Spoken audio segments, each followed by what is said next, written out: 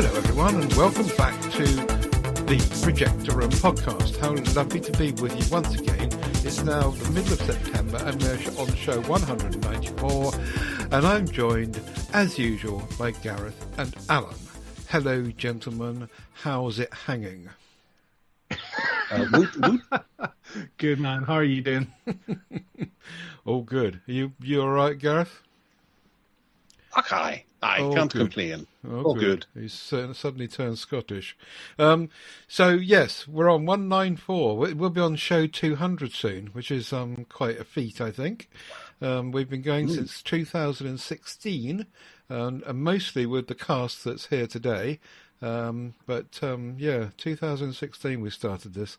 Projectorroom.co.uk is our website. That's where you'll find all the links to the stuff we're going to yab on about today. TedSalmon.com is where you'll find links to everything that I do, we do, the team does, audio podcasts and all the MeWe group links and all stuff like that. And if you want Gareth, he's at GarethMyles.com. So Allan, let's start off with some feedback from the MeWe group. Let's do that, and we're kicking off with Scroll. Wednesday Season 2 from Chad Dixon. So thanks very much, Chad. This is a current show which you can watch on Netflix. So Wednesday returns to Nevermore after a summer spent writing a novel and sharpening her psychic abilities, much to Mordecai's dismay. Wednesday's Morticia's dismay. Much to Morticia's dismay. Sorry about that, Chad. Wednesday is irked by her fame worsened by the arrival of Pugsley as a new student. A new principal, Barry Dort, played by Steve Buscemi, has asked the Addams family to be involved in school fundraising. Wednesday has a premonition of her roommate Enid being murdered by a hooded figure. Vowing to prevent this, Wednesday begins an investigation that involves the entire Addams family, who have a much larger role this season, including Uncle Fester. Pugsley also gets involved in his own subplot, discovering a zombie in the woods he names Slurp. The series also introduces new students and characters and features a notable cameo by Haley Joel Osment as a serial killer. This season shifts focus from Wednesday's solo exploits in the first season to a more balanced ensemble cast. Jenna Ortega has more dialogue and the dynamics between students, faculty and outside characters are more developed. The first half of the season ends on a cliffhanger, with the final 4 episodes delivering a gothic climax filled with lavish sets, including a masked gala. There's also more backstory on the older Addams family members and their time at Nevermore, with various characters meeting their demise in entertainingly epic ways, quote unquote. The season concludes with a teaser for a third season. Excellent review. Thank you so much, Chad. Ted, you love this show, don't you? I haven't watched any of it. Yeah. I do, and I just wanted to say that is a Gemini created summary of Chad's review. Link in the show notes to his full review, which is on my blog, and that fills out everything that you've said there. We just shortened it for the show today. As with the first series, I watched Wednesday, and my heart wasn't really in it 100%. It's not far off 100%, but I think it's because of this whole cartoon monster thing going on. Now, I'm a huge fan of Tim Burton's work, as you know, and I think I won't give up on this because, you know, there's enough here for me not to. There's a great cast and there's the gorgeous, dinky creature feature, Jenna Ortega, but I think that it feels as though someone else in the group said it feels a bit Harry Potterish because of this kind of, you know, they're all in this school and there's magic going on and it just kind of all feels a bit daft to me. Now, but the trouble is that these comic characters that pop up, it just makes it feel a bit superhero-ish and comic book-like, and that's absolutely fine for those that like that stuff. But it's just not on my radar. Now, Tim Burton does do animation, as we know, and you know, Corpse Bride and The Nightmare Before Christmas. They're great, but they're out and out animations, and it's different. This feels like it's something out of a comic book, and I just don't particularly go for it.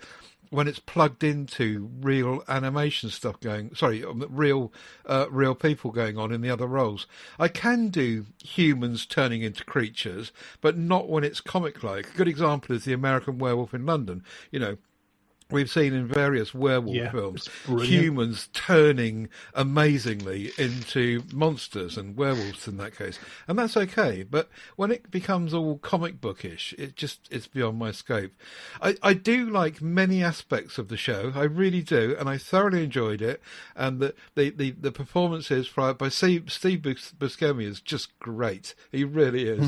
And Morticia, in fact, all of them, they do a great job. It's just I've said what I've said. So I have watched it right through, and yes, I will watch the next one, but those are my caveats. Gareth, have you seen any of it? No. I haven't even seen anything beyond the first movie, the one with Raul Julia.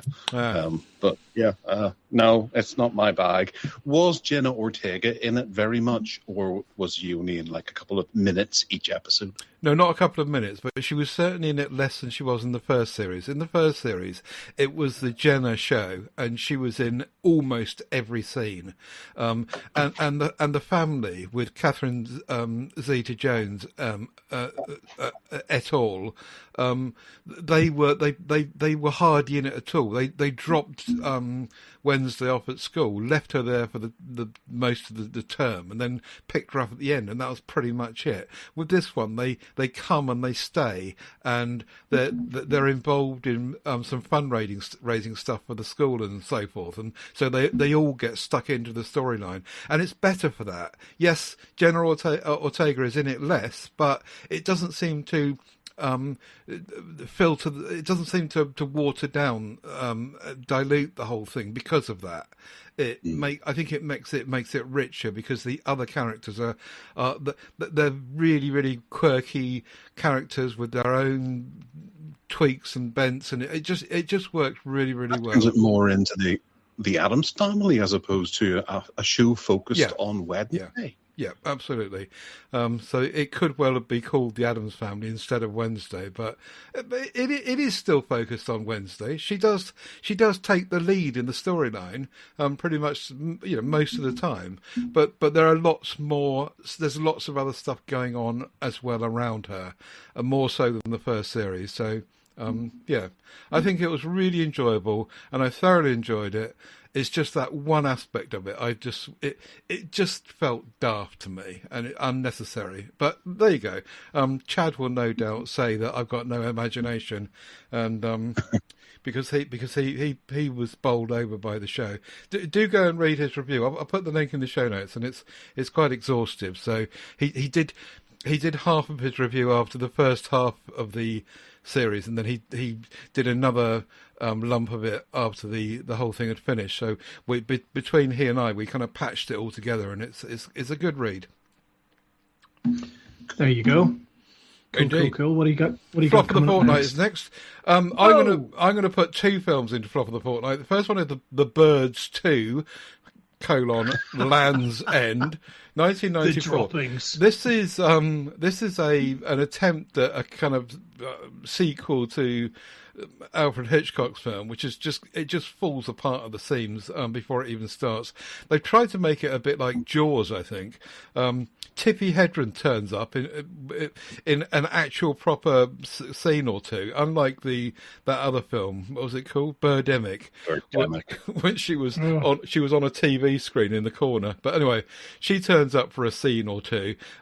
This family go and stay in this seaside town. It's basically the same thing. A bunch of birds go crazy ape shit and attack the humans. The camera work is nowhere near as bad as Birdemic, but it's not great. The acting's not great. It's a made for TV film. It has to be said, to be fair, and it's low budget. It's all right.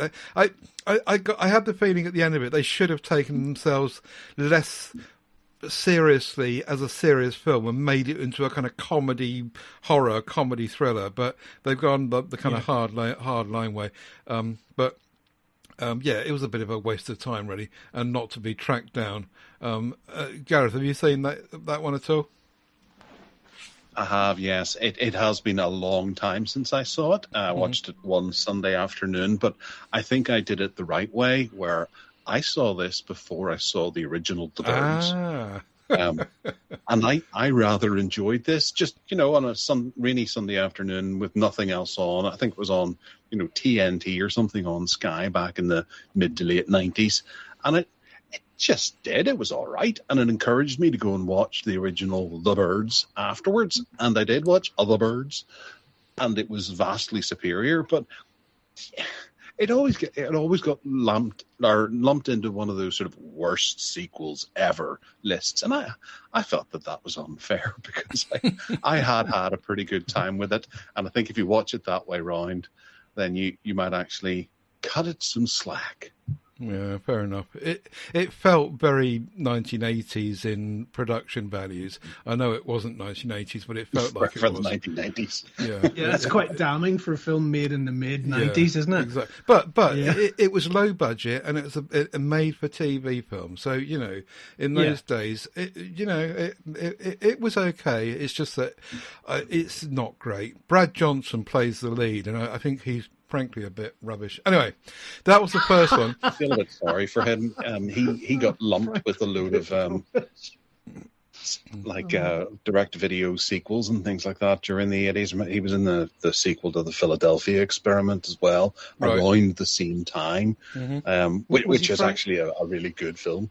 All right. I was hoping you were going to say, frankly, it's a bit rubbish, which just tickles my funny bone for some reason. Well, it was a direct-to-video sci-fi sequel, so it was just seen as that. But I remember sitting watching it with a friend of mine, and the two of us really got into it. And the villain in it is one of my favourite actors, so it was absolutely worth watching. Prompting us to ask who? Gareth Graham, but all right. You probably haven't heard of him. Gareth Graham. I'm going to look him up. It would be quite nice to see one of these birds types films where the birds don't just go away at the end, frankly, and they peck everyone to death and stay there and rule the roost or something. But they all just seem to end the same way. Planet of the Apes, Planet of the Birds. Yeah, it all just seemed a bit bonkers, really. No one can put a decent ending on it.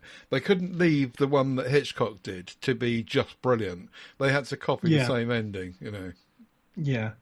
Anyway. Yeah, and it's such a bizarre film, the first one, isn't it? I mean, it's a really weird, surreal masterpiece, but a very unusual sort of story, and it just becomes completely listless and dreamlike at the end. Amazing. Yeah. Right, okay. Brad Johnson's dead. I see more. I see more. 2022. Who's this? Brad Johnson from Birds 2 and Wings of Desire, or Wings of Fury. Right. Or Flight of the Intruder. Sorry, no, well, Gareth Graham is still with us with his distinctive looks. Yeah. Right, the other film that I wanted to chuck in Flop of the Fortnight was Island of Death, 1976, and this was a film that had been banned. Well, apparently it's been banned from release in all sorts of countries all over the world for a long, long time, and it's completely bonkers. You can actually see it filtering out. It's on Shudder at the moment, and it's completely politically incorrect in almost every way you can imagine. It's not for the easily offended because it's shocking, brutal, and grueling. And the director, called Mastorakis, apparently he went out to outdo the Texas Chainsaw Massacre because he really wasn't. He felt as though he was inspired by that, but he's created a film instead, which is about this British couple that go on a holiday to this Greek island, and basically it turns into natural-born killers a bit because they just go on a killing spree, killing everyone and shagging everyone, animal, vegetable, or mineral. Hopefully not in that order. Anything that gets in the way of them, they just get shagged. It's basically soft porn. Lots of nudity, lots of tits and ass, and some front fatchage as well. And and it's also politically incorrectly, of course, and not funny, is that it's littered with sexual violence. So as they go on doing what they're doing, it just becomes a complete nonsense. It becomes so offensive to pretty much everyone that's going to watch it at that stage. It just makes you wonder what this guy was up to and what he was doing, and he was just out to make the most shocking film he could possibly think of doing, inspired by the Chainsaw Massacre, by the sounds of it. Gareth, you know about this. I do. I know Nick Mastorakis' filmography rather well, and this film did do him good things because it really propelled his filmography during the 80s, and he started getting not better work, but other work, and he's made quite a decent amount of films over the years. I reviewed Death Has Blue Eyes on my website some time ago, which is the film he made the same year as this, and it's very different in tone. There's not so much fornication going on, but there is a little bit of fornication. But yeah, if you have a look at his 80s filmography, you'll find a lot more palatable stuff, but still great on direct-to-video gems in there, like Nightmare at Noon with what was his name? Bo Hopkins and Brian James. That was crap, actually, to be honest. I was really unimpressed with that. I bought it thinking it was going to be great, but The Zero Boys and The Wind with Megan Foster, that was a fantastic film. So he did go on to make some genuine efforts that go down in schlocky history. So I do have Island of Death on Blu-ray, but I haven't watched it since. I think I had a bootleg of the DVD at one stage ages ago, but I've never brought myself to watching it again. I would imagine watching a bootleg of a DVD of a horrible, nasty exploitation film amplifies the grungy vibe of the whole thing considerably. It does. Yeah. It just makes it nastier, like doesn't it? I think I watched it with a couple of friends as well, and we were drinking some really cheap beer. So, it was that kind of college making ends meet and just finding something to watch and finding the nastiest thing you could possibly get your hands on. So that would have been a classic video nasty, wouldn't it? It would, yes. And it was, as Ted rightly says, it was one of the big video nasties that was very much deleted and banned, and you could get arrested for owning it in the early 80s. But now it's freely available on Blu-ray for anyone to watch. Sign of the times, my friend. Sign of the times. But these abominations seem like Citizen Kane by comparison to what's coming up next. Oh dear. Right, okay. That's it then of the filth and nastiness. Let's get on to some more filth and nastiness in private screening. Gareth, you challenged us to watch something. Would you like to introduce it? All right, okay. I don't think I've gained any. Well, I don't think it's gained any fans on this show aside from little old me. But in the mid-90s, when Star Trek was coming to an end with Shatner in the lead, I think he needed a project to move to enjoy. So he didn't write the books, but he gave his name to the books of a story, a universe called Tech War. Oh, I thought he wrote them. Okay. No. You would think that, but he managed to bundle together a pretty good deal with this show, because he got not one but 4 TV movie kind of pilots, and then a 1-season, it was cancelled before it was fully completed, but a 1-season TV series that ran for almost 2 years. It went from the late 94 to early 96. Like, it kind of spread them out. And there was actually a big computer game for this as well. And Shatner wrote and directed the screenplays and made the films. And he appeared in them as well. So it was very much pushing Shatner's next big project, because 60s he'd done Star Trek, 80s he'd done T.J. Hooker. So this was the next big thing for him. And it became a fairly sizable universe. considering that you never hear tell of it now, there's more books and there's more comic books and things like that inspired by this universe, and it has a lot of fans out there.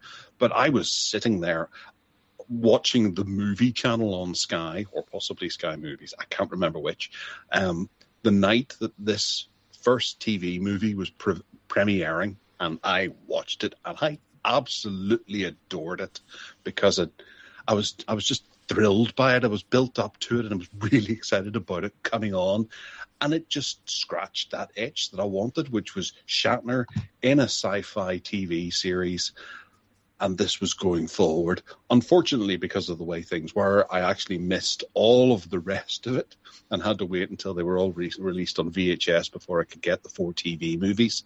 And even then, the TV series was completely out of my reach because it was put on at ridiculous times that I couldn't quite see on different channels and things. So the first movie lived in infamy in the back of my brain. It stars Greg Evigan as a thawed-out troublemaker from 15 or 20 years ago, brought into the future to take down the tech lords who are dealing tech, which is a type of drug that people plug into, and if you take tech, you die. It's that sort of thing. It's kind of a sci-fi drug. He plays Jake Cardigan with a somewhat unimpressive firearm. Johnny. I was really upset by the firearm that he had, because it looks like a really cool big gun, like you'd have from Blade Runner or something like that. But I think it fired like a sound wave or something like that knocked people down. It was a very and it didn't really work the first couple of times he uses it. Do you remember? Like, he can't get it to really work effectively the first couple of times, and he says this isn't great. Yes, he did, and I don't know whatever happened to it over the course of the series, because I've only seen the 4 movies. I haven't seen the actual TV series yet, but it's got a corker of a theme tune over the TV movies. The TV series had a much less exciting theme tune, but I felt that it was very much of its time. It was that kind of 90s sci-fi direct-to-video thriller that a family could watch. They could sit down and enjoy, and it had the behemoth that was Shatner turning up and giving himself some great lines to be able to sink his teeth into, and he didn't have to be in the whole thing. He could just amble about and show up whenever he wanted to, which kind of made an interesting dynamic for the character, I suppose. It's that kind of, it's like the captain from T.J. Hooker, he turns up every now and again. And I dug it, and I figured that you two might get a giggle out of it. Ted, I really expected that you would hate it, but I figured, Mr. Gildea, you might actually like this low-budget TV nonsense. And I'm going to start with you. What did you think of this low-budget TV nonsense? It's fun. I had seen it before, and this time round enjoyed it less than I did the first time, considerably so. Now, I entirely relate to what you're saying about the anticipation, the joyous anticipation that you had when you watched it, and it seemed to promise a whole vista of enjoyable sci-fi adventure back in the 90s. And had I been at that stage, I would have felt exactly the same way, because I still love Shatner very much, and I've always loved science fiction, probably my favorite genre all my life.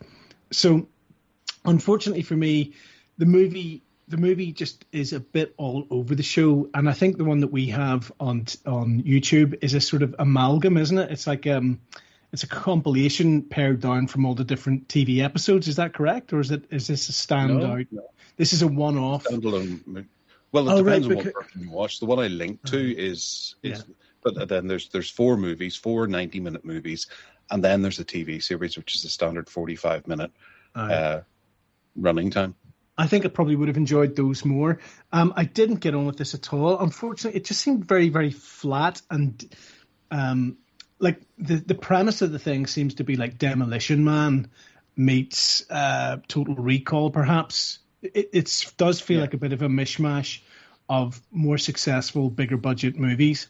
And I also felt like the sort of most enjoyable aspect of the thing is the first reel, really, as it gets up and going, and you're introduced to the different characters and so on.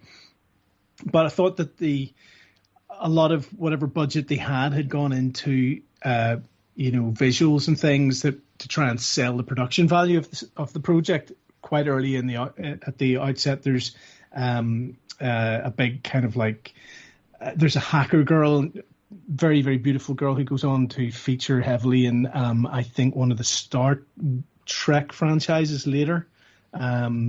She's in Andromeda. Gorgeous girl. Yeah.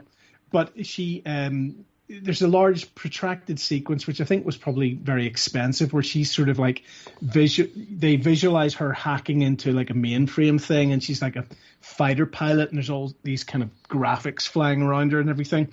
And I mean, that was probably very impressive at the time, but I think it hasn't held up particularly well, and it wasn't really moving the story forward.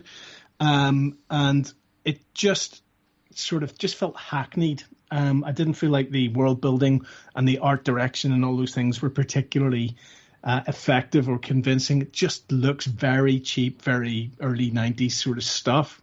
Now, again, I imagine it didn't have much of a budget at all, so maybe they did very well with what they had. I don't really know. More importantly, the story just got bogged down for me. I found it a bit confusing, perhaps because I just didn't care about the characters. I didn't feel it was well acted or well directed for the most part. And the action sequences were really stale as well, including one laughably bad bit where the hero's being chased down a corridor in the now ubiquitous disused factory power plant, and there's 3 armed guards running after him who obligingly wait for him to slam a door before they run up against the door, and seeming to forget that they have pistols and rifles which would have allowed him to shoot him from a distance, obviously, anyway, in the first place. So there's all sorts of really dopey, kind of super clumsy, almost like Naked Gun gags that seem nearly designed to make you laugh. And I unfortunately, about halfway through, I was just finding myself wishing it was over. And it was a pity because, as I say, I love Shatner, I love sci-fi, and I do like goofy sci-fi adventures. I'm very well disposed towards those. This just was so poorly put together that I just felt it just was not enjoyable. I know it's a pity. Yeah, it's a pity, but there it is. You'll have to watch the others. Lexa Doig, I think, or Doig is the name of the girl who was in that. She was the kind of cyber jockey. I think she went on to be a mega hottie in Andromeda. And let me just see if. Oh no, I'm not kidding. Lexa Doig, and she's still absolutely gorgeous. There you have it, Tedward. Throwing the microphone around. Sorry, yes, I've got a very noisy mic, and when I'm looking things up on the on using the mouse, it's clicking through the mic stand. Sorry. Ah, okay. Ted. Well, I think... Tell me you loved it. Allan summarised in a more elegant way what I wanted to say, really. In a more sledgehammer type way, I have assigned it as hogwash.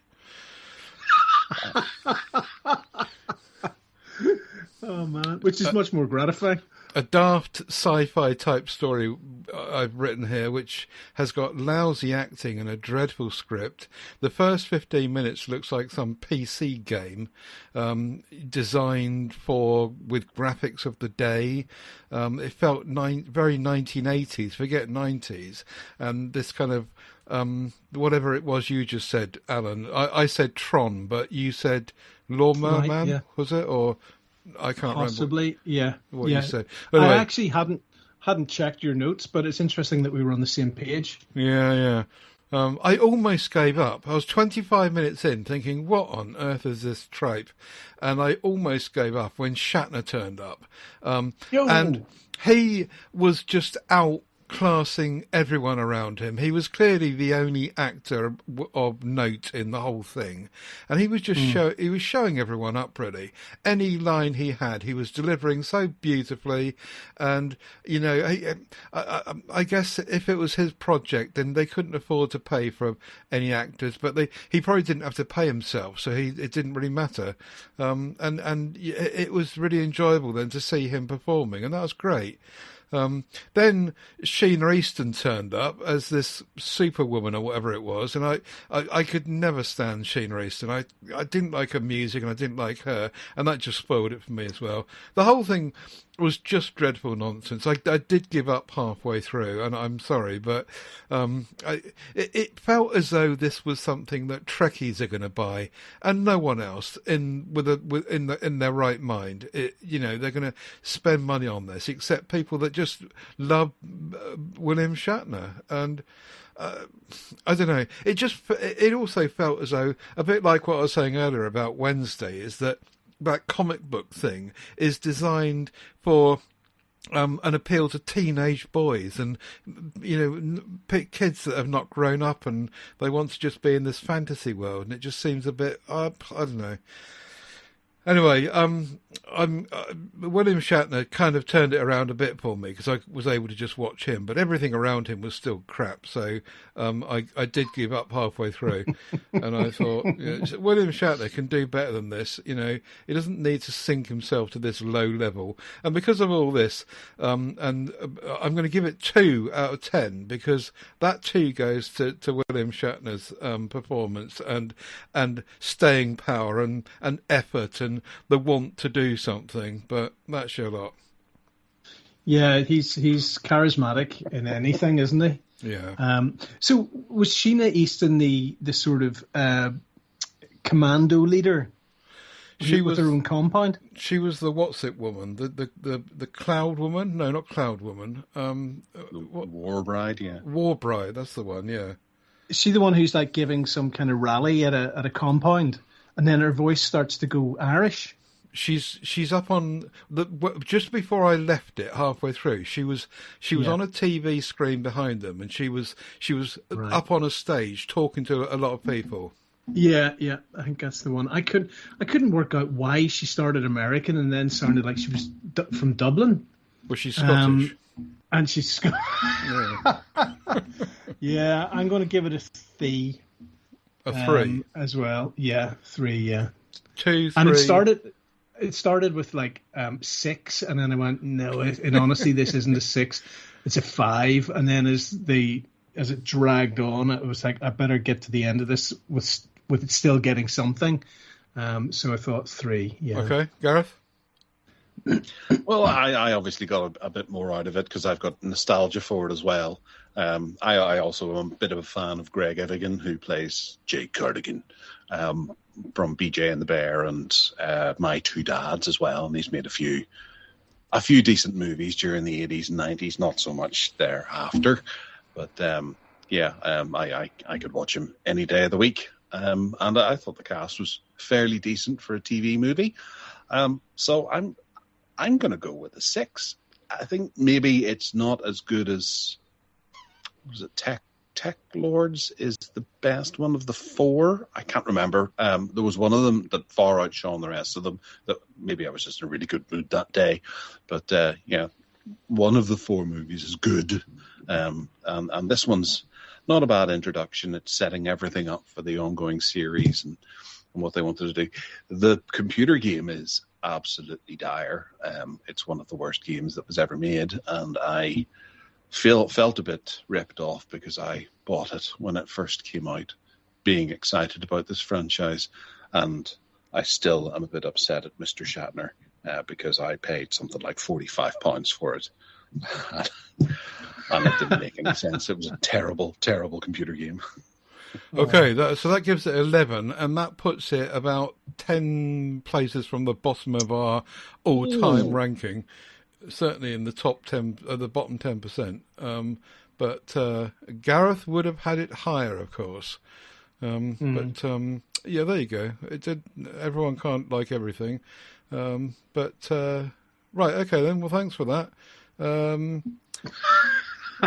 It was. I think it was better, slightly better than Super Vixen Land, whoever that was. No, I preferred Super Vixen Land. It had much more gusto, I think. Yes. Right. Okay. Allan, next show is your shout. So something sci-fi-ish. No, not remotely. This is a very, very low budget indie breakthrough British movie called Meantime from 1983 with a early Gary Oldman movie. I haven't seen the movie. For some reason, I'd put it on my watch list, and I was just scanning through the comments and said, look, I watched this by accident, and by golly, I'm glad that it did, because it's a terrific sort of intimate study of life in 80s Britain. So look, just by way of contrast with the last one, it might just be something different for us to have a look at. And when I saw it was an early Gary Oldman performance, I thought, right, well, that seals the deal. So not expecting us all to agree on this by any means, but it'd be worthwhile having a look at it together. It's a gritty... You have seen it? We discussed this before, did we not? It's a gritty... We might well have done that. Might be why I've... Go ahead, Ted, sorry. It's a gritty Mike Leigh drama. Great. Set in a council house or something, and everyone it's really, really earthy. I got a feeling we did talk about it before, but we haven't studied it, I don't think. Well, that's maybe why I've put it in my to-do list.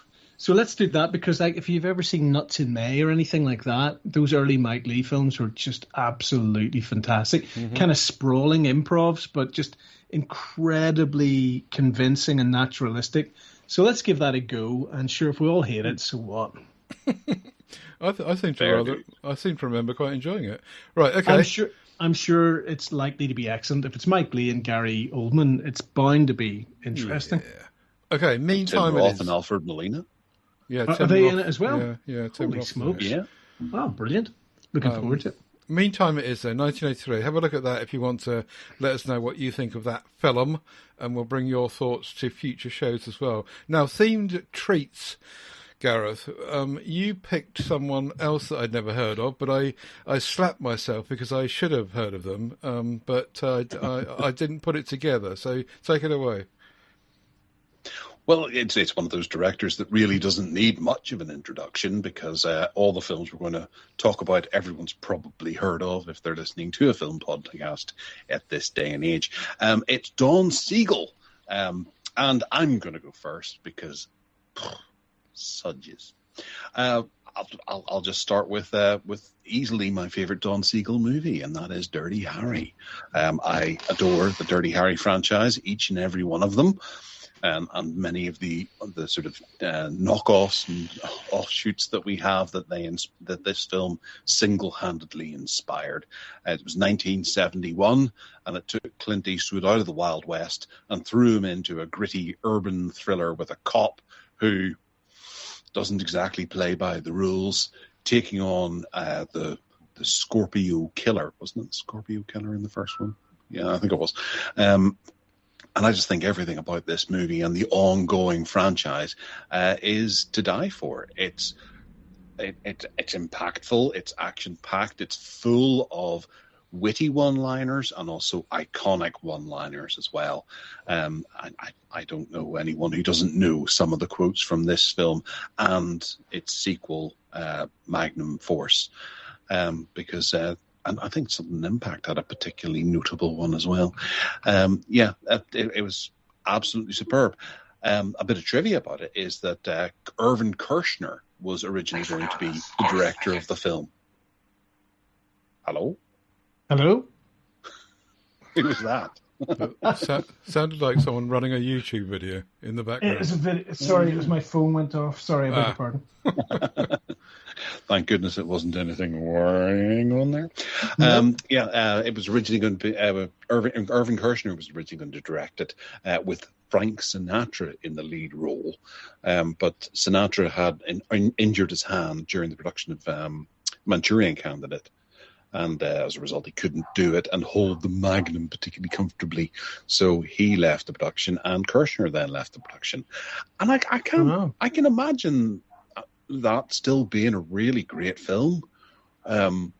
But yeah, it was in the best interests of the film because we got the teaming of Don Seigel and Clint Eastwood for the first time. I think I might be wrong about that. I don't have the list in front of me, but yeah. After Dirty Harry, no, they'd made Coogan's Bluff before this and Two Mules for Sister Sarah and The Beguiled. So they had made a number of films before. After this film, Seigel wanted to go on and make another film with Clint Eastwood, but Clint Eastwood turned it down. And this would actually be their last outing together, which was Dirty Harry. And we got Charlie Varick, which I believe we've talked about before when we were looking at the films of Walter Matthau, because this is an absolutely brilliant crime heist movie where Walter Matthau plays the titular character of Charlie Varick, and it does have a very slight wit to it, which is really, really nice to see and feel whenever you're watching the film. But it's something that I don't always imagine Walter Matthau in a fairly serious kind of crime thriller, playing that serious role. He's always more lightweight and jocular. And here it works beautifully, and it's such an entertaining little adventure, a chase movie between who's chasing him? I think it's Joe Don Baker that we lost a couple of weeks ago, and Charlie was it John Byrne? I can't remember. It's been a while since I've seen it. I bought the Blu-ray quite recently, and I'm busting to put it back on again, but I just keep forgetting about it. It's a corker of a heist movie, and it's very much worth seeing. Allan, I know you haven't seen it because I told you that I bought the Blu-ray, and you were like, when are you going to put it on? Invite me round. But I can't remember. Ted, have you seen Charlie Varick? I think I have, along with the same era of Dirty Harry. I remember Dirty Harry really well, and I remember back in the day really enjoying it. And the next one, which was called what did you say? Magnum Force. Magnum Force. Yeah. I can remember those two doing the rounds, and me and my friends were really into them. Charlie Varick, I'm not 100% sure I'm seeing, but it rings huge bells, so that'll be put onto the watch list for sure. Yeah, okay. All right, Mr. Gildea, what have you brought? Right, well, I thought we'd have a look at a couple of basic ones that I remember just from way back in the day.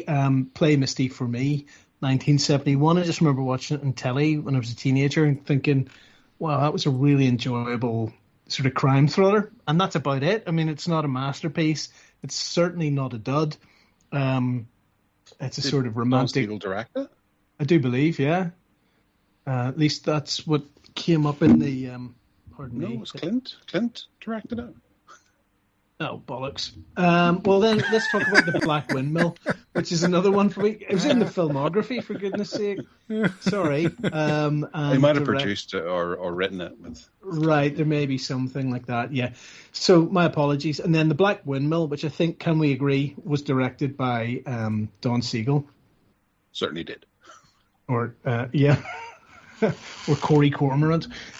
So it was a movie that I remember watching when I was a kid and really enjoying that as well. A very sort of, to me at the time, it seemed like a very sophisticated and grimy, hard-hitting thriller, an adult sort of thriller. Of course, I was about 9 or 10 when I watched it. So probably looking at it now, it might seem a bit clunky and hackneyed. But The Black Windmill was, I was saying Michael Caine, and it's an espionage thriller, and it primarily stands out in my mind. I seem to recall a scene with some nudity in it. Now, I rewatched the movie 40 years later, and I don't think there was any, so I don't know what was happening in my prepubescent mind, but there was definitely an erotic scene of some description in it. And then there was another scene which at the end, which obviously lodged in my mind, which was the hero getting shot. Sorry for the spoilers, in the ball bag inside the, as you say, titular Black Windmill by an MP40, no less, which was my favourite machine gun of choice after Clint Eastwood, no less, had used it in Where Eagles Dare. So, yeah, a bit of a weird sort of nostalgic, movie for me. I don't think it's particularly well regarded. I think most people view it as a sort of something of a Michael Caine potboiler by comparison to his or Seigel's best works. But still, I really enjoyed it when it was a nipper, and I might revisit it at some point. I don't think it has the sort of unflinching grit of like Get Carter. I think it's a bit more of a sort of mainstream potboiler than that. But as I say, I haven't seen it for a very long time. Sorry about dropping the ball with Play Misty for me there. Don't know what happened. I was in a bit of a rush trying to gather up some notes. I'll throw in a bit of trivia about this because okay, cool. Whenever Michael Caine made one of the sequels to the Ipcris File, because they made 2 direct-to-video sequels, right? Midnight in St. Petersburg and Bullet to Beijing, when they were released on DVD, one of the DVDs featured a picture of him in this movie on the front cover of it, as opposed to an actual scene from the film. Wow. Where he's running with his glasses on and the tie. I have a copy of it, and I was like, it's the wrong movie. That picture, yeah. And then eventually I got the Black Windmill Blu-ray, and I was watching through. I was like, that's the shot from the front of Midnight in St. Petersburg or Bullet to Berlin. I can't remember which it was, but yeah. Well, you would be the right man then to clarify elements of Thatchery. As Ted would say, in the Black Windmill. Were there any? I don't remember any, no. Well, you would remember because, I don't know where that's come from. Okay. I'll have to watch it again in slow motion. You guys had covered some of the other ones that I was immediately thinking of. So we'll hand back to you. I really like Donald Pleasance, who was not mentioned in that mix there for the Black Windmill. I can remember when I was a kid, I can remember looking out for whenever Donald Pleasance was on a film on Channel 4 or something, or Channel 3 or whatever channel it was, and just waiting to soak it up. I think we've spoken about Donald Pleasance on the show before. Yeah. And always cry at The Great Escape. Yeah. And I haven't seen the Black Windmill, so I will track that down because he's in it mainly and have a look at it. My picks were the famous one, which everyone will know, Escape from Alcatraz. And shockingly, I had no idea who the director of that was. I know that film really well. I've seen it 50 times, and I loved it when it came out. And I watched and watched and watched it and owned it, and really, really like it. But I had no idea who the director was. Sorry, Gareth. Anyway, Escape from Alcatraz. Apologise to Dawn, not me. Everyone will know the Rock and the escape and the way in which he does it and the plot. And if you haven't watched it, I won't give any of the details away, but it's just rip-roaring fun, and it's a great thriller and a mystery and everything thrown in the same pot. So highly recommended. If you've not seen Escape from Alcatraz, 1979 film, then do so. The one I'd not heard of, and it was free on YouTube, I noticed, was a film called Edge of Eternity, 1959, and I thought I would watch it. And I'm glad I did, actually, because it's a great little crime thriller for its day. It certainly has the feel of the 1950s about it. It's pretty well acted by most of the cast, and it's got a quirky little plot going on about greed and gold running and murder. There's a love story running alongside it as well between the two leads, which is great. A lot of it is a huge advert for the Grand Canyon, for no doubt sponsored by the Tourist Board or something, because you get these sweeping shots, lovely cinematography of all the, as the baddie is chased by the planes and the chopper, you get these sweeping views of the whole of the Grand Canyon, which is just lovely. And then you've got this finale, which is a bit like the scene from Where Eagles Dare, where there's a couple of people having a punch-off on a mid-air cable car thingy, which is just great. And this cable car is not like the one in Where Eagles Dare, which was designed to carry lots of people. It's a little one that's used to transfer gold from the mine up to the transporting place. But they get on this in the end, and they're having a punch-up.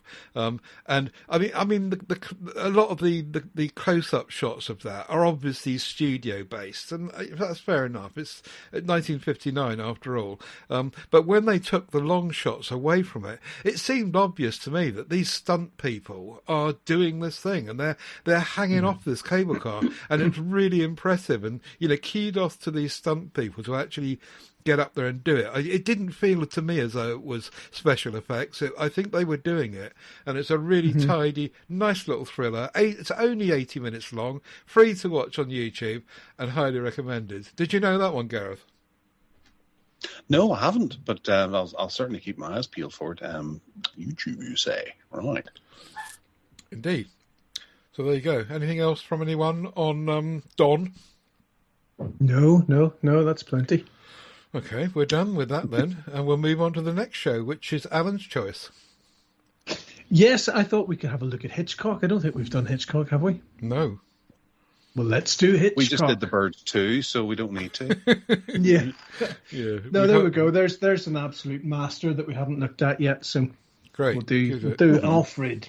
Good idea. And The Birds is banned. We've done it. The main feature is next then, and I'm going to start with a film from 2023 called The Last Stop in Yuma County. And this is a great little film. It's have you seen it, Gareth? No, I haven't. It's very much on my watch list because I love one of the stars. Okay, it's a really tight little thriller. It has a feel of Tarantino about it, mixed up with Coen Brothers stuff.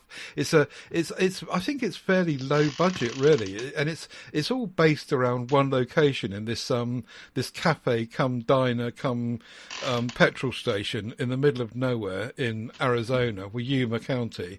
And what the plot line is that these people, that there's the petrol station runs out of petrol, and so they're waiting for a delivery of petrol. Unknown to them, the petrol the truck that's bringing the petrol is turned over somewhere out of sight of the road, and they don't know it's not coming, and so they're all sitting there waiting. One by one, lots of new characters turn up, and they all get shuffled off into the diner to wait for the truck to turn up. The next petrol station is 100 miles on, and no one's got enough petrol to get there. Then suddenly on the radio, they hear about this bank robbery that's been done, and sure enough, two of the people that turn up in their car, unknown to everyone at the time, are the bank robbers. And so there's this juxtaposition of all the characters and what's going on. And there's this real kind of tense atmosphere going on where you don't know what characters are knowing what and who's being cagey with who. One by one, more and more people coming in. It gets more and more complex. At one point, a Bonnie and Clyde type couple come in. They've worked out what's going on. So think of the Honey Bunny pair in Pulp Fiction, very much like that. And they're looking to get involved in the action so they can get some money from the robbers. By this time, the story is out of kind of who's who really, and then you come to the kind of Western style showdown where it all comes to a head. It's just great. It's littered with some comedy as well. Some of the characters are very comic in their delivery. The whole cast do really, really well. And it's just a really, really good thriller that keeps you on your toes until the final scene. In fact, there's an audio extra during the credits at the end, so don't turn it off too soon. And it's certainly worth tracking down. It's taken ages to get to this country. I think it's one of these ones that's been locked up in America and no one else can see it for ages. But it's here now. So I think you'll love that, Gareth. I really do. It's a great film. Yeah, I think it got released on Blu-ray by one of the boutique companies, whether it be Arrow or someone like that, quite recently, and I didn't pick it up, but I was very close to it. I think it was asking a wee bit much for something that I just hadn't seen. Mm-hmm. But Jocelyn Donahue's in there. She plays the character of Charlotte, who's I think she's in. She's the waitress or something. Yeah. But I watch anything with her in it because she is superb. Mm-hmm. And it keeps you on your toes. As I say, there's some kind of unexpected outcomes and stuff. Say no more. Really good film. And the other one I want to quickly mention is this film called Woken, which you can't see officially anywhere. I tracked it down on Daily Motion. We've spoken about Daily Motion before, and I've checked to see if it's legal to watch it on there, and it's all very woolly. But anyway, I put a link in my review to where I saw it. It may not still be there, but this is a really interesting little thriller which comes out of Ireland, I believe. You guys might know more about this than me, but it's a good thriller. It's a kind of sci-fi-ish thriller in a sense. It starts off with this pregnant woman called Anna jumping off a cliff to what we can only imagine is a certain death. However, the next thing we know is she's waking up in a bed with bandages all over her head, still pregnant, and there's a couple that are tending to her, one claiming to be her husband. She's got no memory of anything. She can't even remember the jump or falling off the cliff or anything. And piece by piece, we stay with Anna, and I think the strength of the film is the way in which it's delivered, so that we don't know any more of what's going on than Anna does, and we stay with her the whole time. So as she discovers stuff about the situation and what is going on and who's who and what's behind it all, it's revealed to the audience too as well. It's really well done. I think it's really good. Unfortunately, just to spoil it, well, actually, it doesn't spoil it, because if you didn't know this, which I didn't, then you can enjoy the build-up to it. The last 20 minutes of it and some of the explainers and the reveals are a bit daft and silly.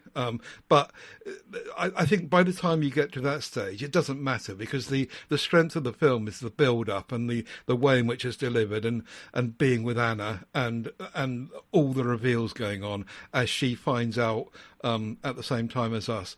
Really, really good film. It's called Woken, 2023 release. As I say, Gareth, I think it comes out of Ireland or Canada, Ireland or something, but it seems to have been locked.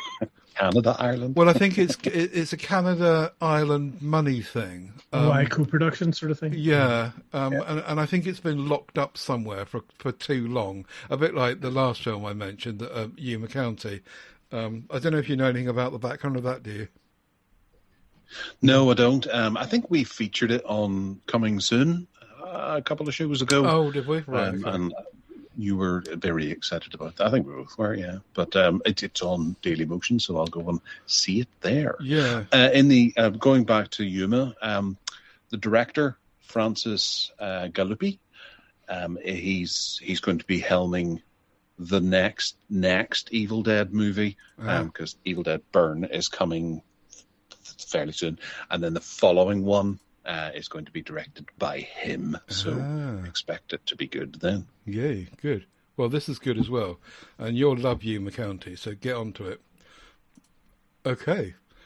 And that's, I will. And that's an order. Sir, yes, sir. Right, Allan, what have you got for us? Nothing. I haven't watched anything fresh. I merely continued with Smoke, which was, and I'll keep this brief because I don't have anything much fresh to contribute.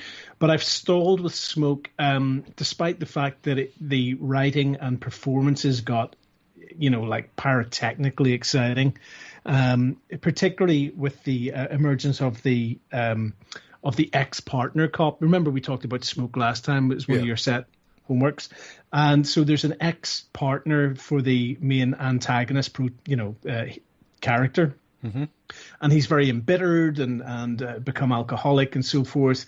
And he's hilariously funny. The actor who plays him is very, very funny, really callous, quite grotesque, leery, perverted. and very reprehensible in many ways, but he's also brilliant, and he's frustrated because his career has been thwarted and nobody listened to him, and he was actually right about the lead fella. So he was terrifically exciting to watch.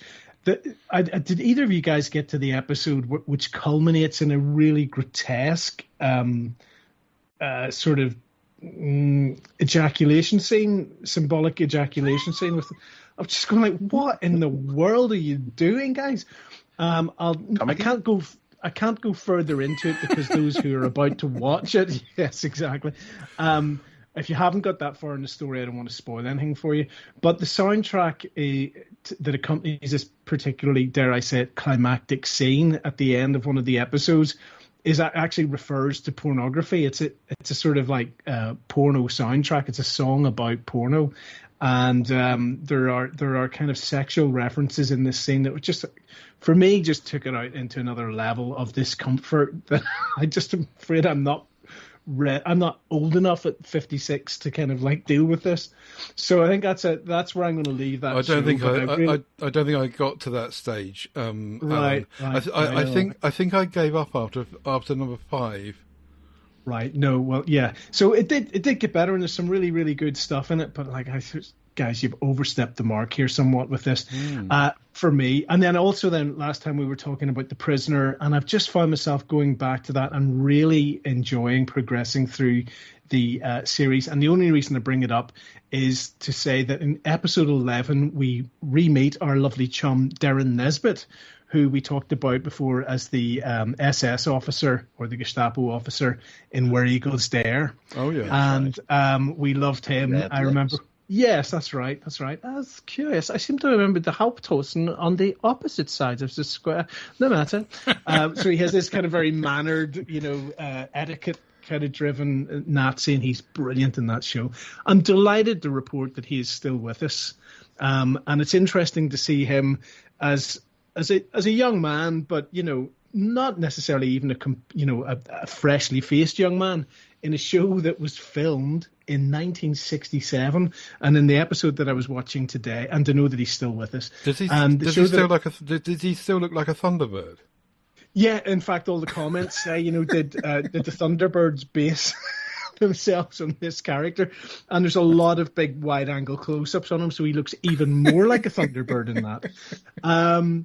And yes, it was just interesting. In today's 11th of 17 episodes, entitled "It's Your Funeral," there was a reference to number 2 says to number 8 at one point. He says, "Did you ever countenance the fact that we'd be living in a world where a man could, where we could put a rocket around the moon?" And I thought, you put a man on the moon? Hold on. No, they hadn't. That's how old this show is. They had not yet put a man on the moon. And some of the cast are still with us. And I'm still loving it. It's still as bizarre and bonkers and prescient as ever and relevant as ever. So anyway, there you go. Handing back to you guys. Good stuff. Thank you. Okay, Gareth, your shout. All right. Well, I went back and I had a look at Poseidon from 2006. This isn't the Gene Hackman one. This is the remake, primarily because I know that it's been released on 4K in a lavish Arrow box set, and I'm trying to work out why, because I remember watching it at the time and coming away from it thinking that was just a bit meh. It was all right, but it didn't do anything particularly spectacular in any way whatsoever, and I instantly forgot about it when I left the cinema or DVD or Blue or whatever I happened to watch it on. So grabbing it again, I had a watch of it with my son, and I have to say it actually holds up really well. I enjoyed it a great deal more than I remember enjoying it before. The special effects are obviously a wee bit pants these days, and I don't think anyone was ever convinced by the special effects whenever it first came out, because the entire ship is CGI. For all of the exteriors of the ship, and obviously the wave as well, because the Poseidon ship is hit by a rogue wave which causes it to turtle. Some say capsize, but I believe capsizing is when it goes on its side, and turtling is whenever it goes the whole way over. This was they put together a rather decent collection of cast members, first and foremost. Kurt Russell is there, and that man can do no wrong in my book. I love every single one of his movies. I agree. Richard Dreyfuss is there, back in the water where he belongs, following Jaws. I remembered, as soon as I saw him, I remembered the hubbub because his character is gay in it, and that was a bit of a what?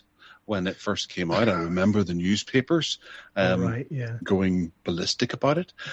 Josh Lucas, who I didn't know at the time, is the lead of this. And it doesn't do anything to be a beat-for-beat remake of the original. It tries to be its own thing. And taking the helm of it was actually Wolfgang Petersen of Das Boot. Yeah. And Air Force One and The Never-Ending Story and Enemy Mine, which we discussed on here a wee while ago. Mm-hmm. But I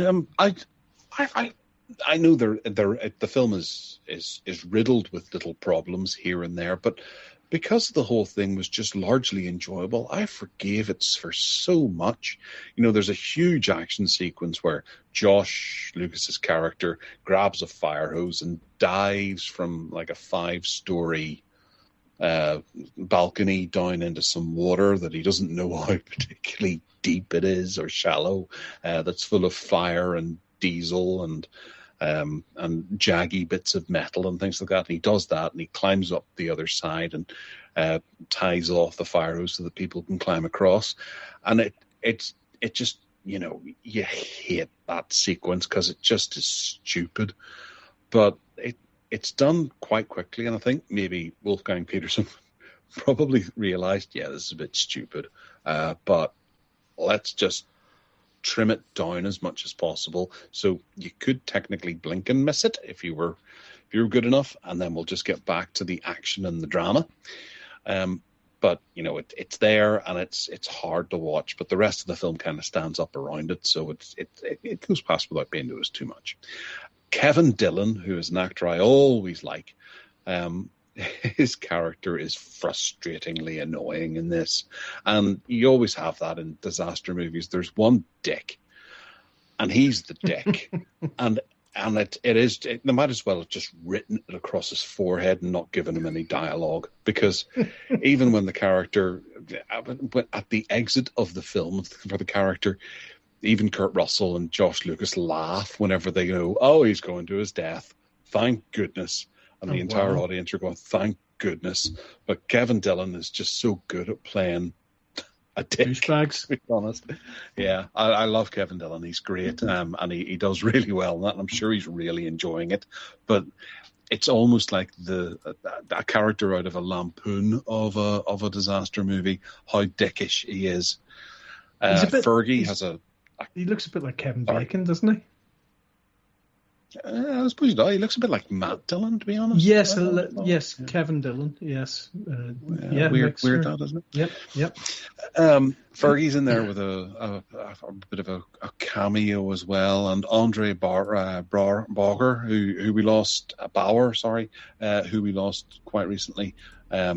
He plays the captain of the ship, and it was great to see him. I just love his delivery, his voice works. He was amazing, wasn't he?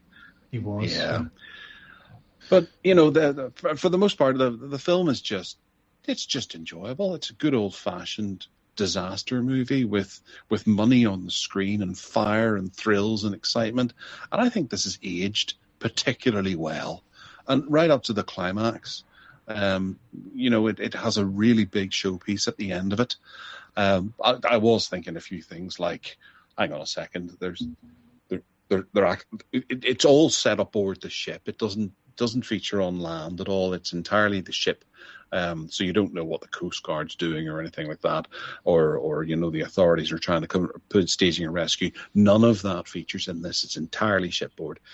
And I'm wondering if maybe something like that was maybe shot, because it doesn't make any sense that you don't see any rescue effort being coming about However, you kind of think that perhaps the authorities on land are maybe dealing with the giant rogue wave that has just hit the city or something that the ship is heading into.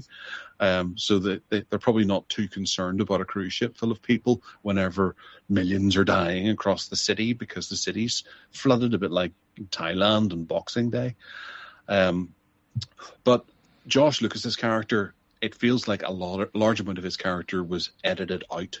And it's only, 98 minutes or something, this film, and it feels like it should have been 2 hours, and perhaps some of the character development for his character was removed, because I've got a funny feeling that his character was a thief or something, and he's trying to get to the security deposit boxes, and they maybe took that whole element out. So it intrigued me, that, because he has no character whatsoever, other than, I'm going to rescue us all, I'm going to get us out of here, and for no reason. He's just... has nothing to do. Kurt Russell has backstory, Richard Dreyfuss has got backstory, everyone else has backstory but him. And I think they made the intelligent decision to cut out some sort of roguish element to him that may have come in the way of him actually surviving the film, because he was a thief, and you can't have that now. But yes, have either of you two seen Poseidon, the remake? Yeah, I have a feeling that I have, but it remains sort of dim in the memory compared to the original. Yeah, Ted, you have seen it as well? Yeah, I've seen it, and I can remember really enjoying it. And I wasn't aware, I don't think, of the kind of bad press around it or anything, or people saying that it was crap or whatever. I seem to remember watching it when it came out and really enjoying it and thought it was great. But maybe I was alone. No, you wouldn't have been alone. No, I don't think you were. It does have a fairly decent series of reviews and things like that, but it's just, it wasn't, anything particularly spectacular. I think they all were underwhelmed by it. But I'm here to say that it's really good fun, and it's worth going back to if you want a good old-fashioned disaster movie to fill in your Saturday afternoon because it's raining outside.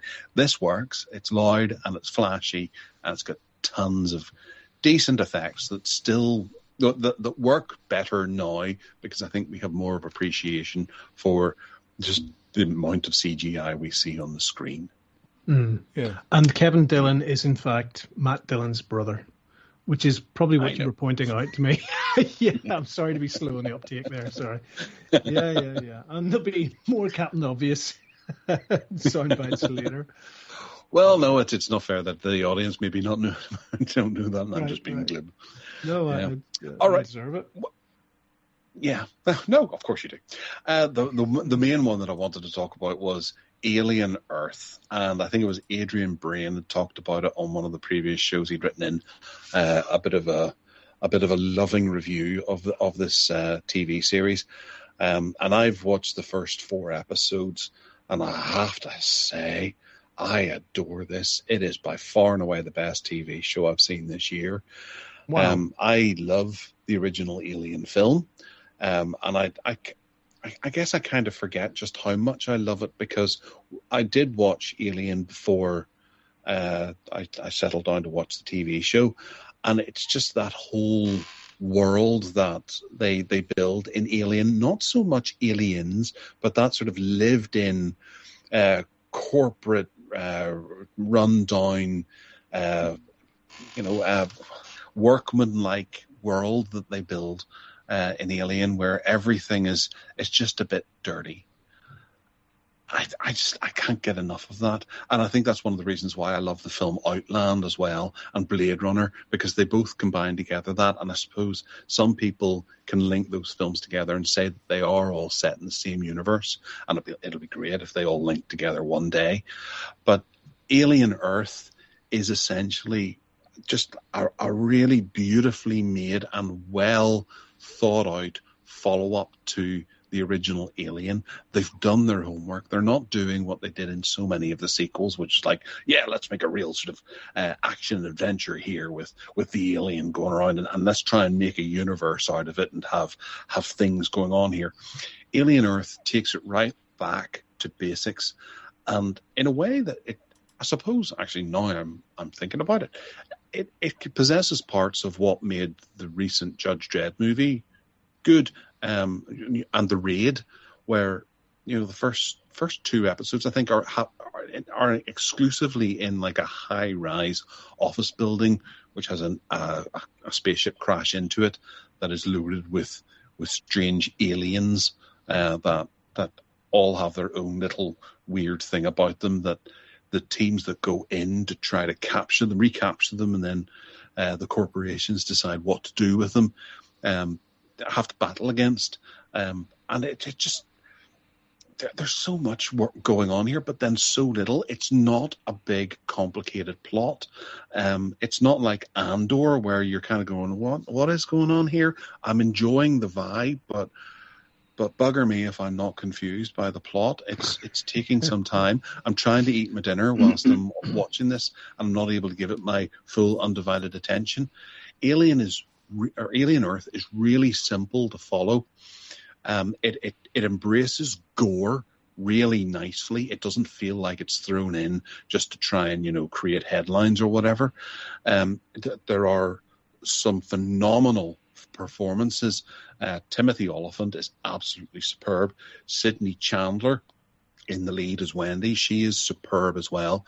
And Bebo Kasey, I'm sorry for butchering his name. He is amazing as well. The sound design around his voice is just fantastic, because I'm watching it sort of late at night with headphones on, and everyone's voice and all the sound is just beautifully pumped into your ears through headphones, and it really immerses you so much into this. Adrian Edmondson's in there as well. He doesn't have too much to do, but whenever he does, you're like, that's Adrian Edmondson. Wow. Adrian Edmondson from Bottom, and the other ones. Yes, he's not hitting anyone in the face with a frying pan yet. Right. But I'd like to see him do that. That's a cool upgrade, isn't it?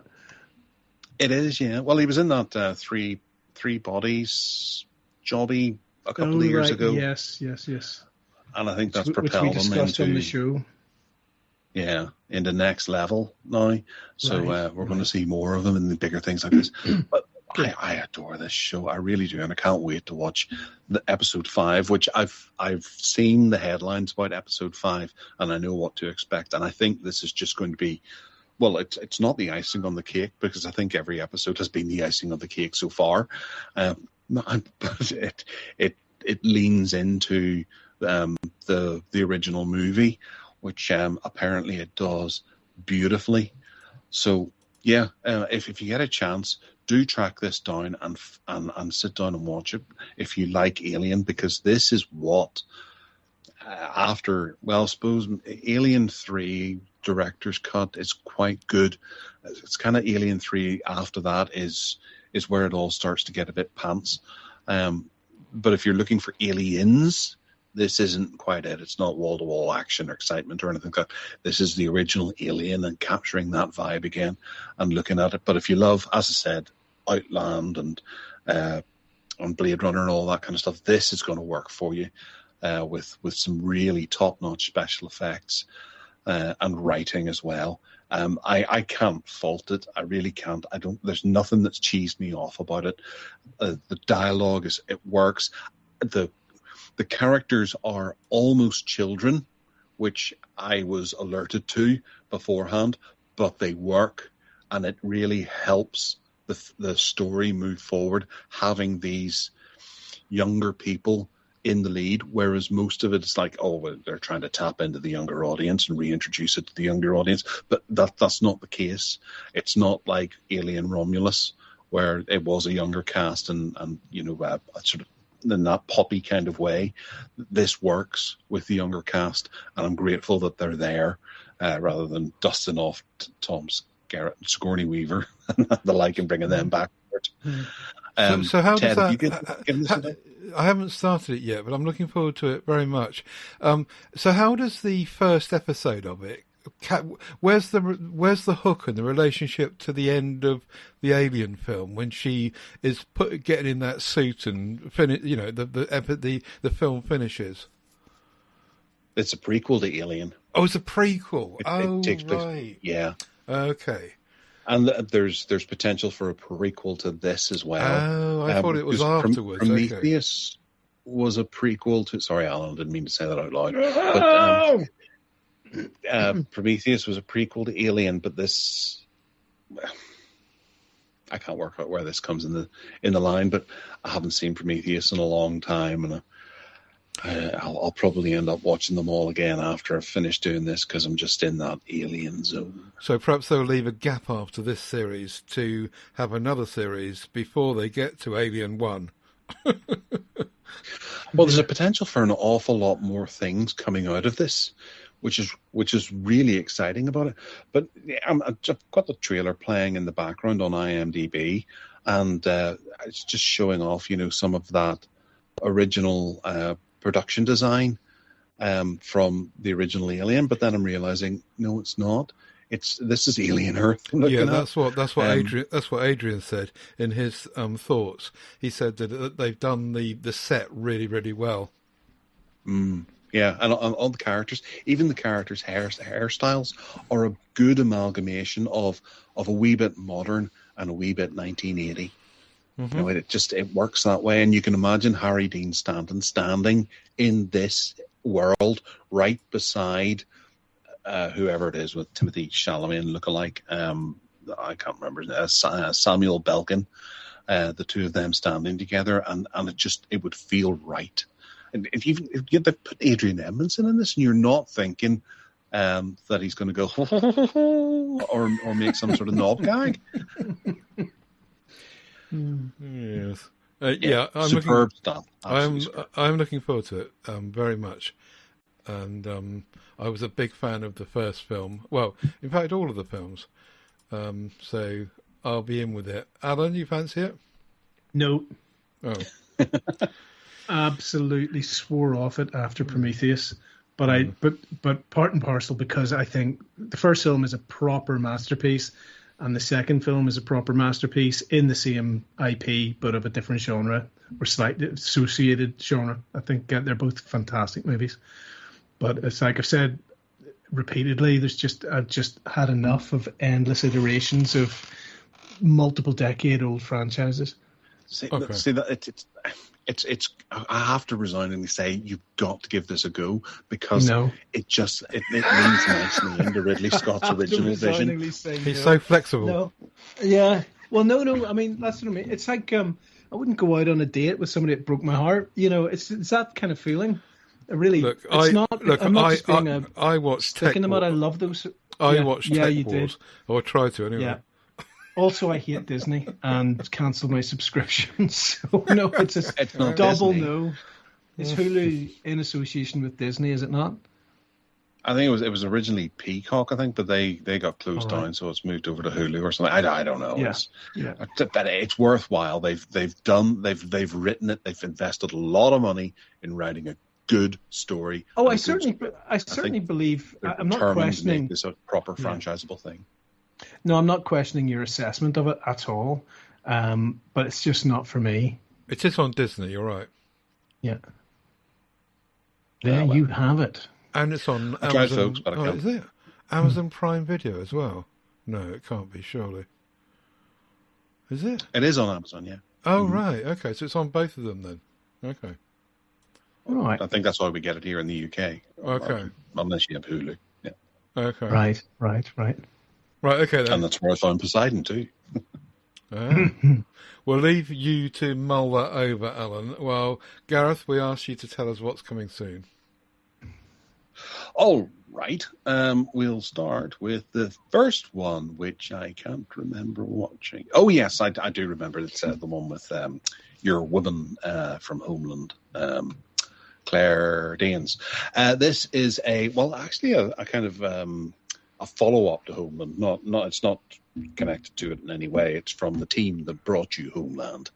This is a new mystery thriller drama thing starring Claire Danes about author Aggie Wiggs, who's grieving after the loss of her son, who finds new purpose unraveling in the mystery behind neighbour Niall Sheldon's vanishing wife and his suspicious dealings.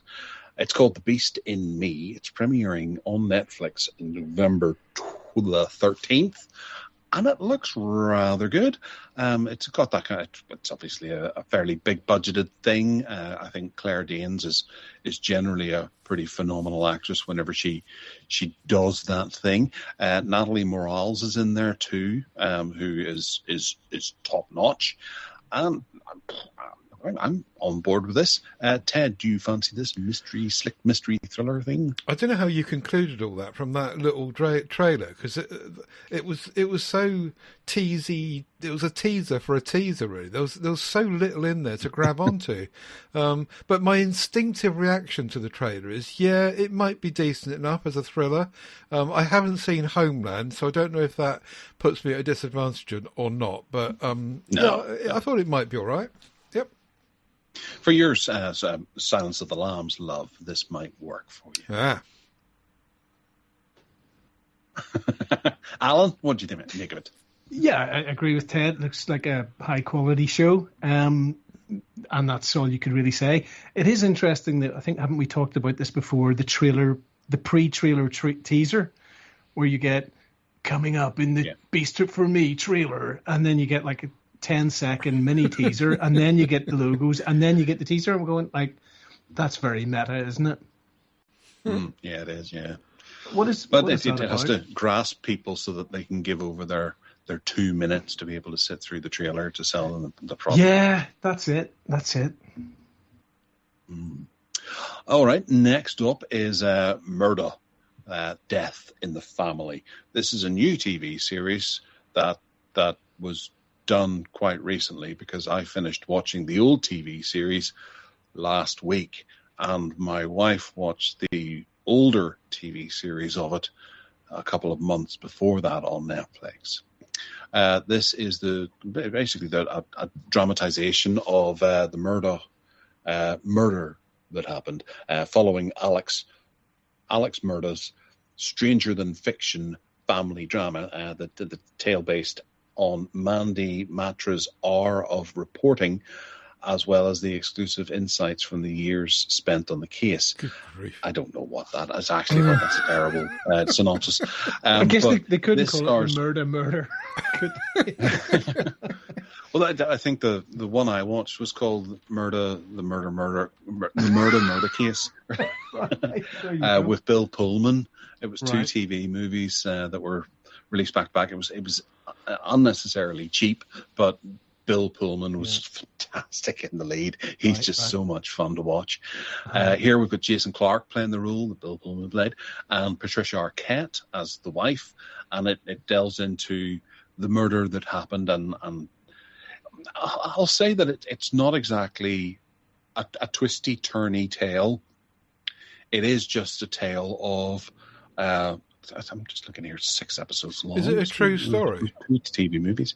It is, yes. Oh, okay. It's about a lawyer who was sort of embezzling his own, or that he was stealing money from his clients to feed his drug addiction, and he went and murdered his family as the stress was getting too much for him, in a way of trying to get out of it, because he was, and it's a court case and all that kind of stuff. So it's just that kind of interesting story and how things came about and the things that did it. But usually these things have a big twist in them, or that sort of the bit of evidence that gets discovered and takes them all down and things like that.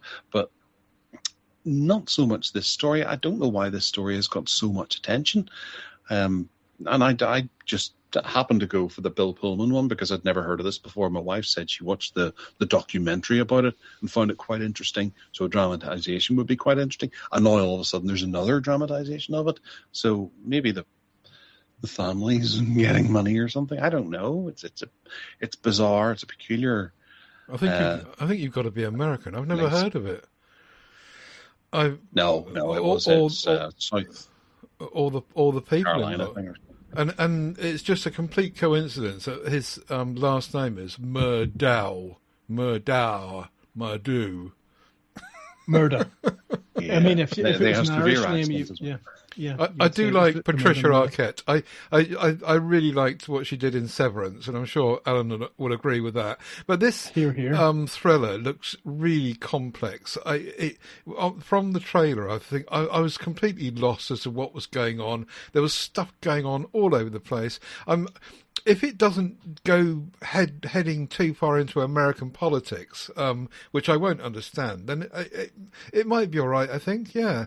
If it focuses, no, there's no politics here at all. Right. If it focuses on the legal stuff and the family stuff and the family being naughty and what have you, then that sounds great. But the trailer made it feel as though it might be heading off in other directions, but hopefully not. Yeah. No, it's really simple, Teal. It's not complex at all, and it is really just a snowball that builds as one incident exposes essentially everything, and the lead character, played by Jason Clarke, attempts to do everything to try and write it and cover it up and all this, and it just makes things worse and worse for himself. Mm-hmm. It could actually be a comedy of errors, but it's. I'll give it a go, but I'll have to leave it for a while. I can't watch it so soon after watching the Bill Pullman one. Okay. Did I mention I watched the Bill Pullman one? I think you did, yeah. Okay, next up is The Birthday Party. This is, one of those types of films that Willem Dafoe likes to do, where he just, I think they've just gone, Willem, go act, because he goes bonkers in this film, a bit like Lighthouse and all that kind of stuff. Marcos Tomoleon is a wealthy Greek businessman who hosts his daughter's 25th birthday party on a private island. Unforeseen events unfold, jeopardizing his power and challenging his life's foundations.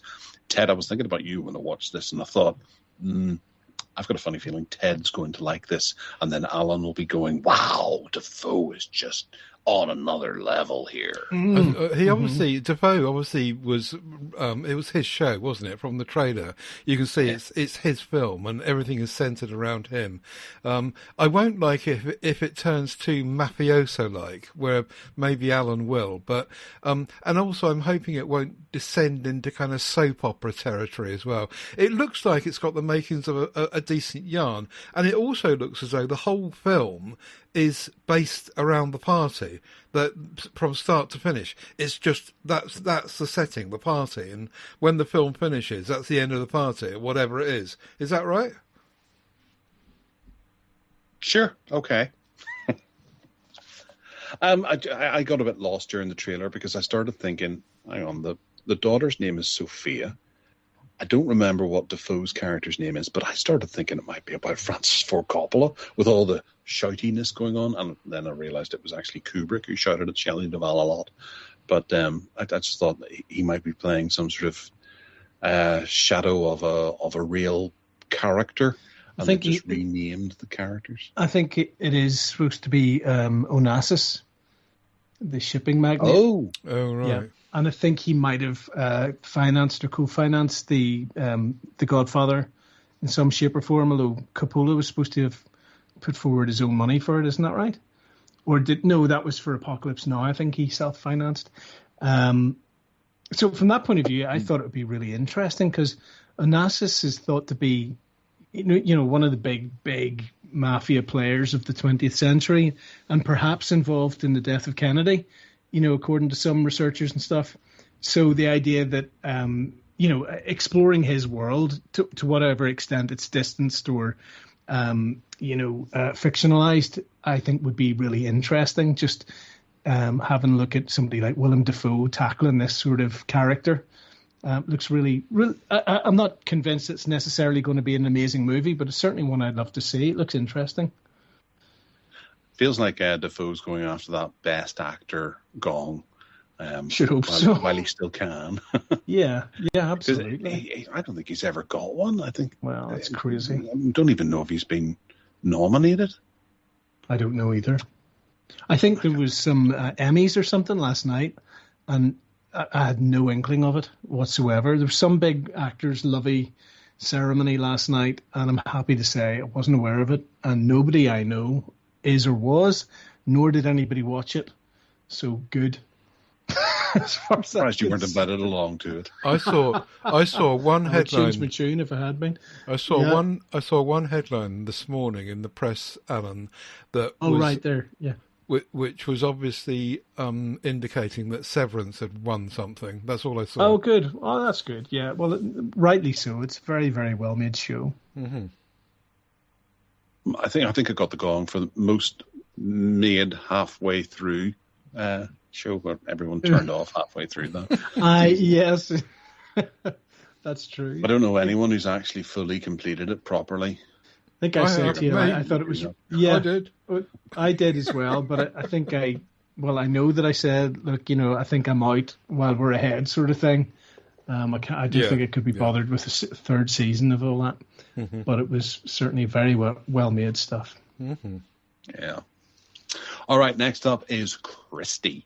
This tells the story of Christy Martin, who was the most successful female boxer during the 90s. It's Sydney Sweeney. Nothing from Ted there. Yeah. Okay.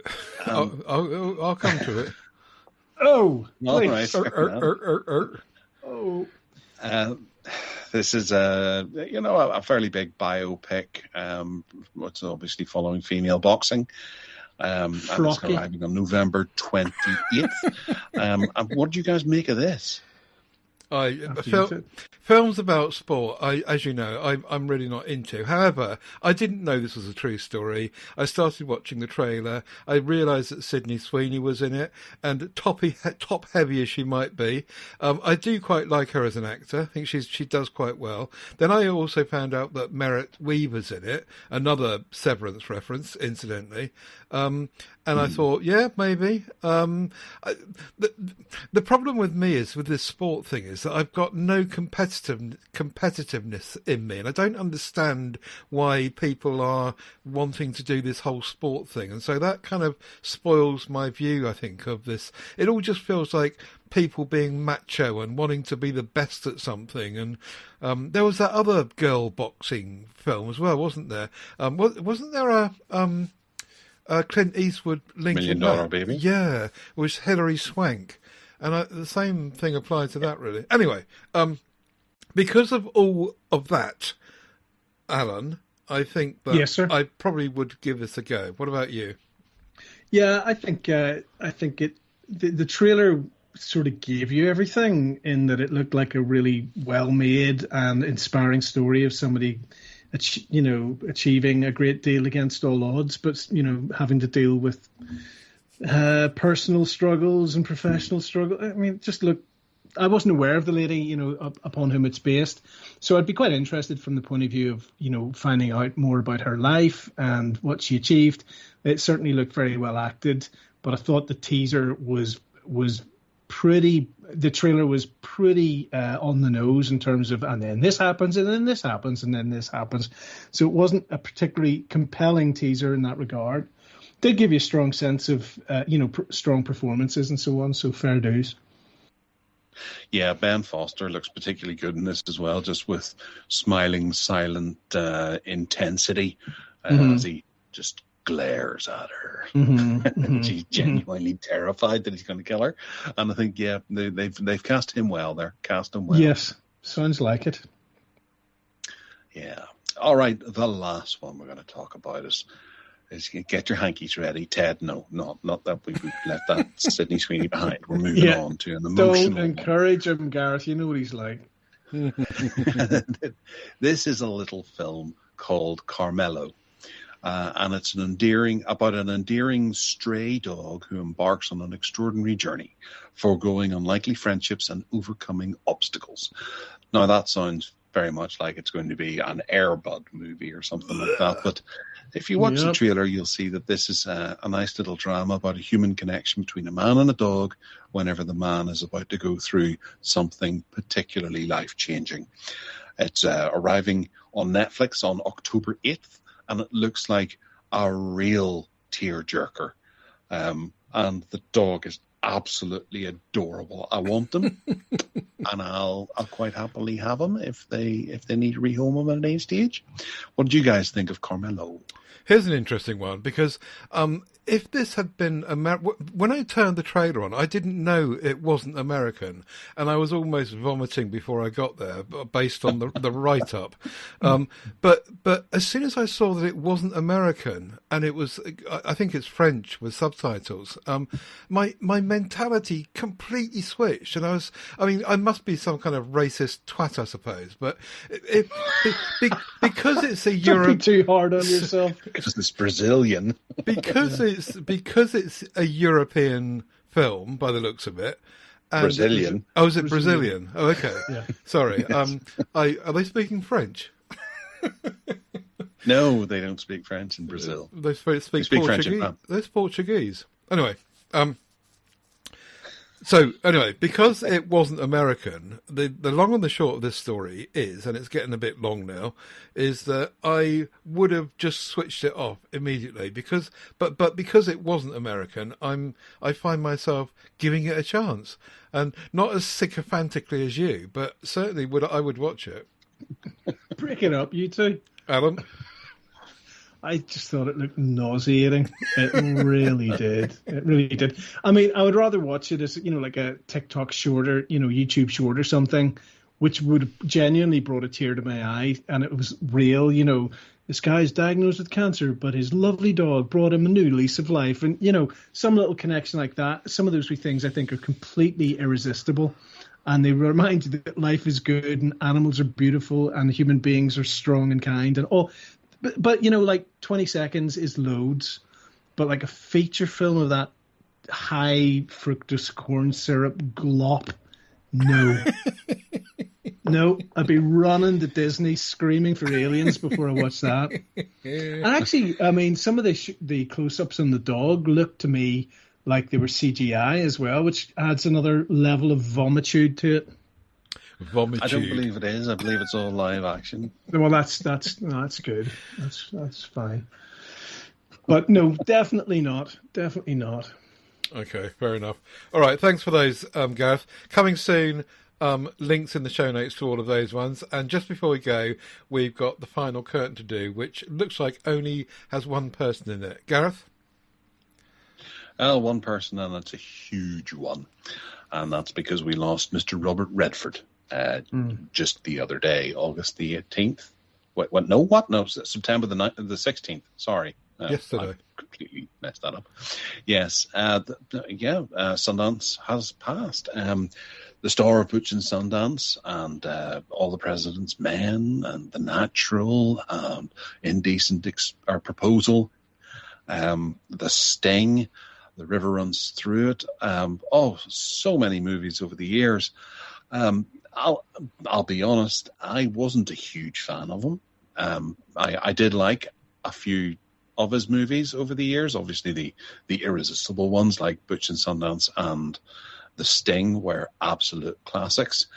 But all The President's Men, The 3 Days of Condor were very, very entertaining and enjoyable films.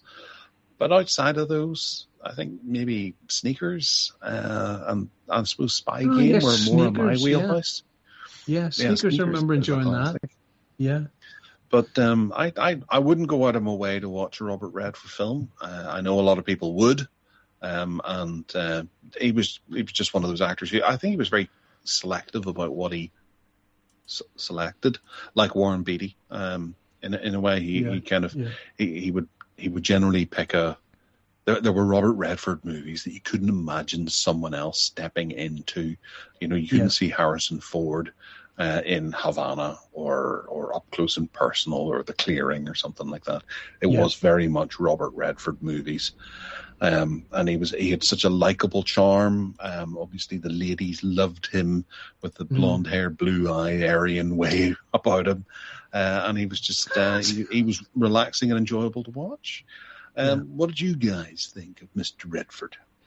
I was quite surprised when I started to look at his filmography. I thought I would know more of the stuff that he was in, but I surprised myself because I was looking through the list thinking, although quite a lot of these ring a bell, and I kind of think I've known it. I clearly remember Indecent Proposal for some reason. I thought that was a really good film.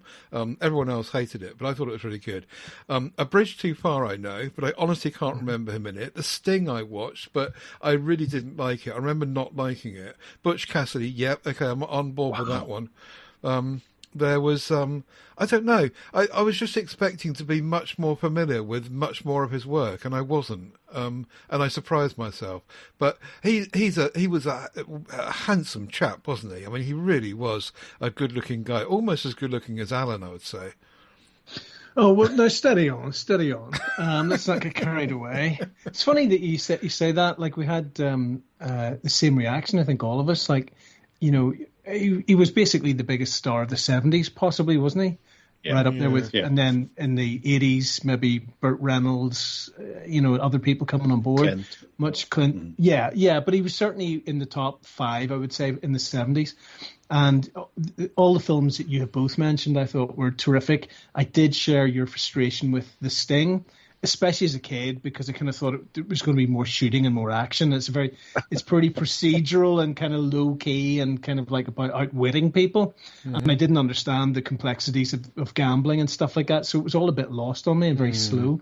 I seem to remember it was on at Christmas. But he did a film about 10 years ago based on some of is it Bill Wyman's Walk in the Woods? And he played... Walk in the Woods, it was called. Walk in the Woods. Remember, that was quite enjoyable. It's not Bill Wyman. He's from the Rolling Stones. What am I talking about? Bill Bryson. Bill Bryson, thank you. Yeah. And I really, really enjoyed the book.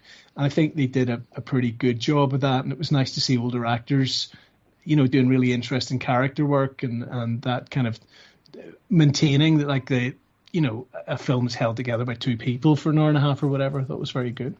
And yes, exceptionally handsome fellow. And I enjoyed the Watergate movie as well, All the President's Men. But I believe it is a bit of a Hollywood whitewash in terms of what actually happened. But then we're not going to get to the bottom of that. But certainly Redford and Hoffman in that were great. And it was a compelling story and well told.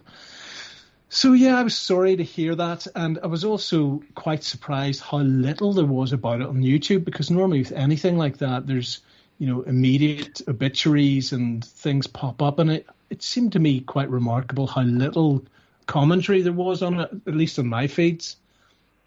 I think it's because people weren't expecting it. He's not one of those actors that you expect is going to pass away all too soon. Like if Harrison Ford passed away tomorrow, you'd be like, oh crap. But there's probably... He was 89. There's got to be a reasonable level of expectancy. I know, but where you have, like, people probably already have videos queued up for Clint Eastwood. Because, of course. Yeah. And William Shatner, any day now, unfortunately, and Michael Caine and things.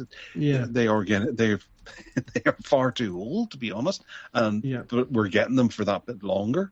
So that's the right. They're ready to go with those. Redford, I don't think that was on anyone's radar. It was genuinely shocking. I just noticed Barefoot in the Park, and I need to add that to my list, because that was the rom-com with Jane Fonda, which I'd forgotten about, and that was just great fun. 1967, and I remember watching that quite a couple of times, I think, and both of the leads in that were just great, and it was a great film and lots of fun, and yeah, I do like that film. So. Yeah, very sad. Yeah, I think we discuss, or at least I might have brought Jeremiah Johnson to it, which and it's a sort of comedy western, isn't it? Is it a black comedy western? No, very dark. Yeah, it's just pretty much on his own out in the wilderness. It's kind of a survival movie, really. Right. Yeah. But yeah, to mention The Sting again, I sat down and watched it, and the next week, I think it was ITV were showing The Sting. And then Butch Cassidy and the Sundance Kid the following Saturday evening. I remember watching the two kind of back to back. But during the day, the following Saturday, they showed The Sting 2 with Jackie Gleason. I remember sitting down and watching and going, what the hell is this? But I absolutely adored The Sting. Right. Yeah, it was a TV movie sequel that they made, and it had none of the fun or the wit. And Robert Shaw was in The Sting as well. That was one of the reasons why I had to watch it. Yes. No, there you go. End of an era. Yeah, very sad. But there you go. He was certainly a pin-up in the 70s for lots of teen girls, I reckon, mostly. We're done. Fortnight's time, we'll be back with another show. Let us know what you've been watching in the MeWe group, as always. PodHub UK is where you'll find all the links as well. TedSalmon.com. Otherwise, GarethMyles.com as well. ProjectorRoom.co.uk is our website. We do have another show in a fortnight's time. We have a MeWe group, so you can let us know what I'm waffling now. 2 weeks' time, we'll be back, and thank you for joining us. Do join us again then in the Projector Room.